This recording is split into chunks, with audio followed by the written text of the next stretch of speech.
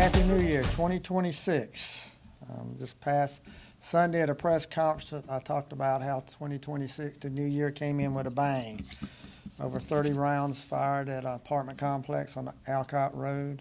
One person shot. I also had someone break into a house. We track him down. He throws a fireball at our deputy. 21 cars got broken into this weekend. You know, some would say this is just a typical weekend in Columbia, South Carolina. And I think that's what kind of confuses people, is that with these press conferences and what the media puts out, it seems like all we're hearing about is bad stuff, bad stuff. So I get asked, well, you know, is it really that bad? Or is it just crime totally out of control? And the answer is no, it's not. We just hear more about it, and it gets publicized more, which is a good thing because it makes people aware of what's going on. So what I want to do today is talk about, you know, just where we're at, what happened last year compared to 2024. And people say, well, what's the numbers? And to me, it's so cold to call it numbers. These are people's lives. These are people who've lost their life. These are people who are in jail. These are people who've been victims of crime. So to me, it sounds cold to call them numbers, but really don't know another way to describe it. And murders tend to be the one that everybody asks about the most, which is good because that's someone that's lost their life. So I'm glad that people are concerned about that. You know, our murders were down 1 compared to 2024. But you say, well, you know, all these people got killed. Yes, that's a lot of people that's been killed. You had 37 people that got arrested for murder. These are the ages of the victims. I don't want to put the victims' pictures up, but look at the ages, how they range, from teenagers all the way up to some would call senior citizens. But you also looked at the majority of them are in that 20 and less, that age group. That's the generation that we're losing. And then when you look at those that's been arrested and the ages of them. So when you add that up, that's 63 lives that's been impacted, 63 families. When you count the ones who've lost their life and the ones who've been arrested, you know, basically they've lost their life too because you know, they're going to be prosecuted for murder and they'll end up in prison. So that's some 63 families that's been directly impacted by mostly the guns. If there's, I don't want to call it something positive about all this, is we have not had an unsolved murder in Richland County in 3 years. It's 3 years in a row now we have solved every murder that's happened in Richland County. And I challenge that if you would check with any agency or area similar size to Richland County, you're not going to find that. Even smaller agencies, large agencies, it's rare that you can solve every murder that you have. And here it is 3 years in a row that we've been able to do that. You know, that's a positive side to when the crime gets committed that and somebody's lost their life, that we're so dedicated that we're going to bring justice to the families. We're going to bring justice to the victim. And I think that's very important. And sometimes we lose sight of that and we don't talk about it as much as that. You know, we solved every murder for 3 years. Every murder for 3 years. How? Well, it's a combination. One of the first things is our uniformed deputies who respond to scenes know exactly what to do. They process the scenes, they secure the scenes. Our investigators, crime scene people get there, investigators get there. It's a team effort. And I think that's one thing that really makes us successful investigating murders is it's not 1 or 2 investigators that are assigned a case. And you watch these TV shows and you see where a crime is committed and they'll have 1 or 2 detectives that are assigned to work the case. We do it as a team. Everybody that represents the different sections of the sheriff's department is part of it. They sit in a room together and you share information and you give out tasks to be done, and they get done very quickly. And then you bring technology into that. Technology has improved so much during my career. We're doing things now, it just never would have thought 50 years ago that we'd be able to do such things. So when you take technology and you take the team effort that we got, and then you put the community involved, community plays a huge part. You know, we've worked so hard over the years to build trust with the community, where they trust us and we trust them. The community doesn't hesitate in calling and giving us information. You know, we put something out through the media asking for help. People call. People call. There's not a crime that we've had committed that we haven't profiled a person or put a video out that somebody doesn't call and give us the information that we need that helps us out. So our forensic lab has been open since 2002. The first one in the state besides the state laboratory. And people say, well, why did you do that? Because we can solve crime with it. We don't have to rely on somebody else. We can take evidence from a crime scene, goes upstairs in this building, and in a very limited, short period of time, we've got the results that we need. That's the technology that's there. So, you know, our lab is one of the top-notch labs. We're going to continue to improve it. We're going to continue to stay on top of technology, which means we're going to continue to solve these cases that we've got. When you start looking at other crimes we've got, our sexual assaults were down. Our robberies remained the same. Assaults were up 15%. You say, well, what do you attribute that to? A lot of these assaults are contributed to our homeless people. As the homeless has been moved more and more out into the county, we see a very negative impact that they have on crime. That's what our assaults, but also when you look at our larcenies. We'll go to our property crimes. You'll see that there's been a 13% increase in larceny. That's shoplifting. That's shoplifting. That is homeless people going in and shoplifting. Homeless people going in and stealing stuff at night. There is a tremendous problem with our homeless people that, you know, we make it comfortable for them to do these things. You know, we want to feel sorry for them, and you know they're homeless. You know, and they're standing on the street, and you know we see that, but we don't. You don't see them going into stores and stealing stuff. You don't see them breaking in places at night. We see that. So I attribute a good bit of our increase in our assaults and our larcenies to the homeless situation that we've got. Again, as it's spread out throughout the county, we're seeing more and more negative impact that they have. I talk about guns a lot, and we should talk about guns a lot because that's one of the sources of our problems that we've had. We've had over 1,600 guns that we recovered and put in our evidence room. That's guns that we recovered from crime scenes. That's guns that we've taken off of people who illegally had these guns. The number of stolen guns that we recovered was 177. Out of those 177, 46 of them had been stolen out of cars. Your vehicle is not a holster. Don't leave your gun in it. We keep saying that over and over and over.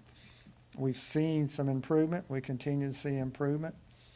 But we continue to have people leave guns in the car. We had 3 cars broken into last night in an area. One of them had a gun in it. That gun is now on the street. It'll probably end up in a shooting or something at some point.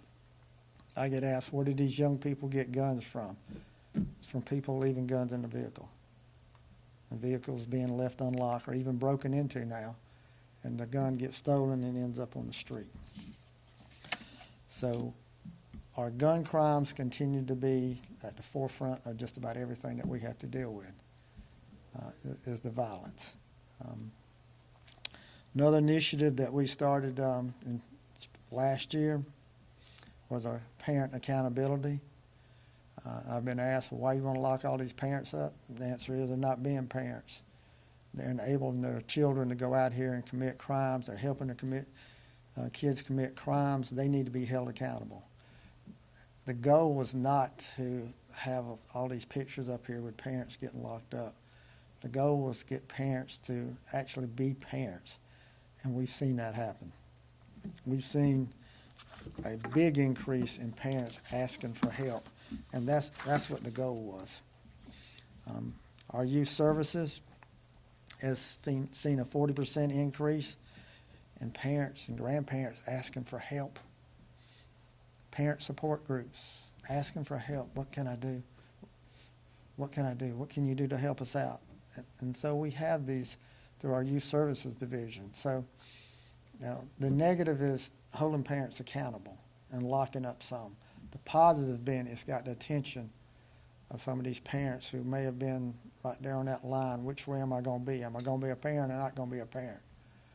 Now they're saying, I better be a parent or the sheriff's going to come lock me up. And we've heard that words right there. I'm not having the sheriff come lock me up.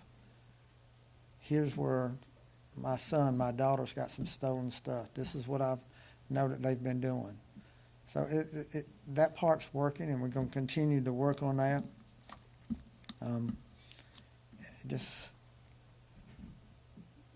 We've got to do more as a community. I'm standing here talking about this, but this is not a law enforcement problem. This is a community problem. Crime is a community problem, and as a community, we need to address it. And that's our churches, our schools, civic organizations, just people. I always talked about it takes a village to raise a child. Richland County is a big village, and everybody needs to be part of it. Part of our youth services is our youth arbitration program. We've had this in existence for quite some time. I will stand here and brag that it is one of the best in the state. It's been recognized for the last 3 years as the best youth arbitration program in the state. That's 3 years in a row. These are young people that need to be held accountable for something minor that they've done, but they don't need to go to jail. They don't need to have a criminal record. They need to be held accountable, but then they need to be educated on moving forward. Our youth arbitration is just wonders. Monica Parker runs it for us. She was named Deputy of the Year for what she's been able to do with that program and what she's been able to do with reaching out to kids. I get asked, what else do y'all do? You go to any school in Richland County, you're going to find a school resource officer. There's 102 school resource officers right now building relationships with our kids, doing something positive with them every single day in all of our schools. People say, well, why do you go to churches? Why do you go to communities? Why do you go to schools? That's all about building relationships. We have a program called High Five Fridays. On Fridays, groups of deputies will go to an elementary school, and the kids get off the bus or the car rider line. We got music playing, deputies are dancing, they're high-fiving the kids, talking to the parents. That's building a relationship. That's building something positive. So when something is negative and they see it, they don't hesitate in working with us to solve the problems. That's what it's all about. It's not complicated. It's just about going out in the community and being part of the community. So when you look at the amount of crime that we have, you see it's about steady. It's not rampant. It's not out of control, but it's too much. There's too many lives that we've lost that's in the cemetery. There's too many lives that we're losing because they're in prison. We still got too many victims out here for property crimes. We got a lot of work to do. We're gonna do our part. We're gonna continue to do our part every single day. I'm just standing here asking the community, and that's to everybody in the community, be part of the solution. If you're not, you're part of the problem. Questions? Sheriff Derek Rush with WIS. One question I want to ask is a bird's eye view perspective. You mentioned a lot with assaults, larceny, but also some of the improvements and the decreases in deaths from one year to the next. I guess as a matter of fact, would you say that it would be safe to say from a crime and safety perspective things have been on the upward trajectory in Richland County? Compared to what? Compared to what they've been in years past? You go back 15 years ago? We probably have, 15 years ago, we probably had 15 murders, 20 murders. We've always been in that number. What we've seen, though, is that the amount of violence with our young people and guns, that's what's driving the murder rate. And that's not just Richland County, that's nationwide. As things increase, yeah, I think things have increased because attitudes have changed. Attitudes have decreased. Parents have decreased being parents. You know, that's where it all starts. You know, not just the schools with the 102 school resources we got. Everything starts at the home. That's where it starts. With solving all of the murders in the last couple of years, and you would think that would deter some of the suspects that's out there committing these crimes, do you believe that some of these young people are simply not getting the message? And we know that parents are not being parents like they used to be, but do you think these kids are not getting the message of what you guys are capable of doing from a law enforcement perspective? How many of these kids that are carrying guns you think are going to watch this press conference on TV tonight? They're not. They're not. They're not going to know that. You know, they know that we're solving these crimes, but they're like most people. They don't think they're going to get caught. They have that attitude of, I'm too smart. I'm not going to get caught. They all get caught. You know, so if they don't watch it in the media, then where are they going to know about it? That's where the parents should talk to them. You know, most parents are probably going to see something about what I'm talking about today, but are they going to discuss that particularly with their teenagers? Probably not. Probably the ones that need to hear it. They're not going to have a parent tell them about how sheriff's department's got technology, they got good investigators, they got the community support. You commit a murder in Richland County, your butt's going to jail. You're going to get caught. It don't matter how old you are, you're going to get caught. I don't know if that conversation happens enough. I'd say no. Sheriff, you pointed out some gun seizure, as well as stolen guns on one of the slides. I don't know if you have this information readily accessible, but have you noticed a trend change from 2024 to 2025 on the amount of those that were maybe illegally modified or might have had switches on them or anything? Have you noticed a trend of there being less of those or maybe More. more? I mean, that is the thing to do now, is have a switch on your Glock that makes it into an automatic weapon. You know, nobody carries a revolver anymore. Then they went to pistols and assault rifles, and now they're with pistols that have the switch on it that turns them into an automatic weapon. So yeah, we've seen a lot of that. That's a lot of our shootings now are with Glock switches that makes it a fully automatic, which also makes it where you can't control the gun, which means bullets are going to go flying all over the place. And look at the shooting that happened Saturday at the apartment complex on Alcott Road. The distance those shooters were, how many rounds they fired. They didn't care if there was kids in those apartments. They didn't care where those bullets went. If that's nothing demonstrates the lack of caring by people with guns, and that shooting did this weekend. 20, almost 30 rounds that were fired across a parking lot into an apartment building at somebody who's standing outside in the breezeway. They didn't care where those bullets went. They didn't care who got hit. They'll get caught. Are we still seeing a large portion of these crimes committed by repeat offenders? Of course. We are. Catch and release.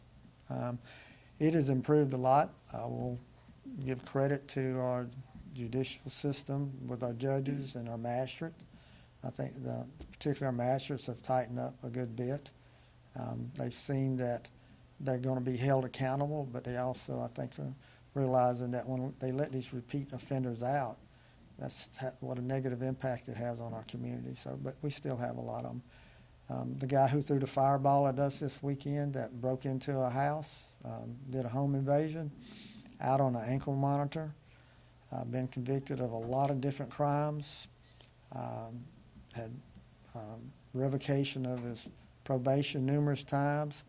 We just arrested him December the 5th and had to fight him. He's out on bond. So yeah, there's a poster child for repeat offender right there. That just happened this weekend. Going back to the Alcott Drive shooting, are the suspects believed to be adults, juveniles, or a mixture? In which shooting? The Alcott Drive. I'm not going to tell you their ages right now until I stand up here and talk about them going to jail. Yeah. And they will get arrested. How concerned should residents be about that incident? I'd be scared to death. I'd be absolutely terrified that something's going on where I live.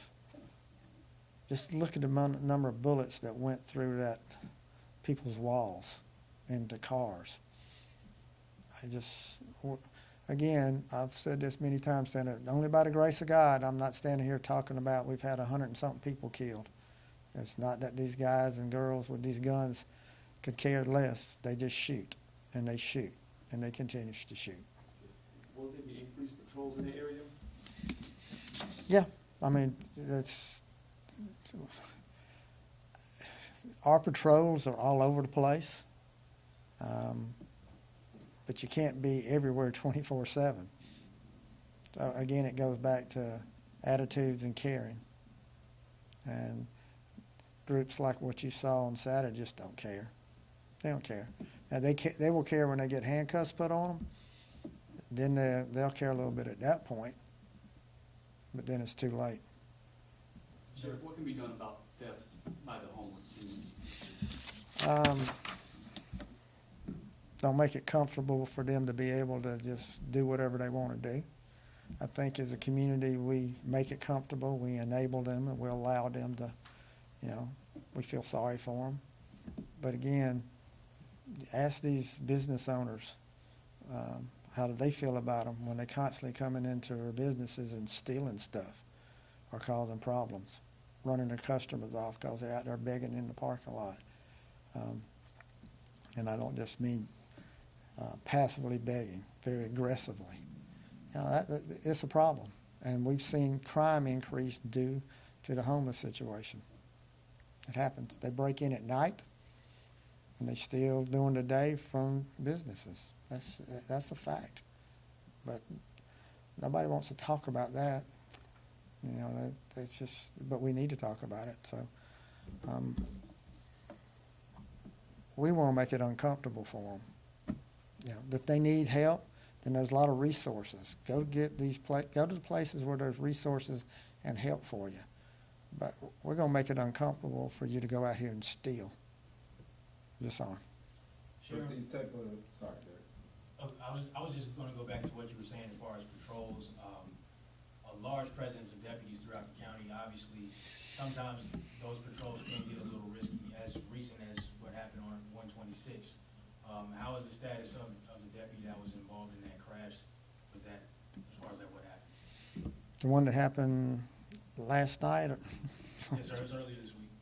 Okay. We had one last night. We had a deputy that was responding to a call, ended up in a wreck.